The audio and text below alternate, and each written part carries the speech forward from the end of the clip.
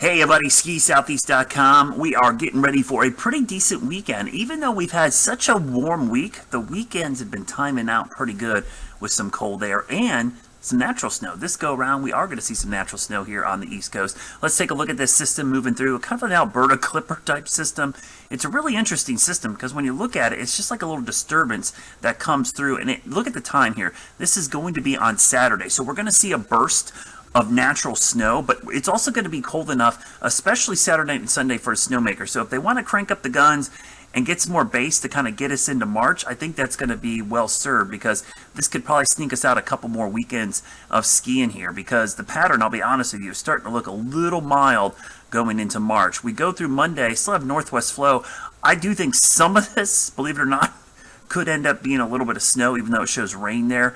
But you can see going into the middle of the week, we got another system approaching. That looks wet. And then the next system coming through on Wednesday into Thursday does cool things down a little bit. While there's no snow on the backside initially, this is a cold enough air mass that there's probably going to be some snowmaking opportunities if resorts want to do that. So this weekend's a great ski weekend, but going into that first weekend in March might not be half bad either. This is going to be a pretty decent little setup going into the weekend. The problem is we could see some rain roll back in by the time we get later in the weekend. So, you know, this is kind of hit or miss. This time of year, you're going to get the warm spells, but you're going to get some cold snaps as well. And you can see that little batch of moisture coming back in for next weekend. So let's look at the snowfall amounts, at least through this weekend. I'm going to go through Monday. We'll kind of move around here to kind of show you. So here's North Carolina. You can see a couple spots. Definitely Beach and Sugar could end up with 2 to 4 inches. We'll go up the road towards Winter Place, maybe a 2-3 inch amount. Going up towards Snowshoe, maybe 4 inches.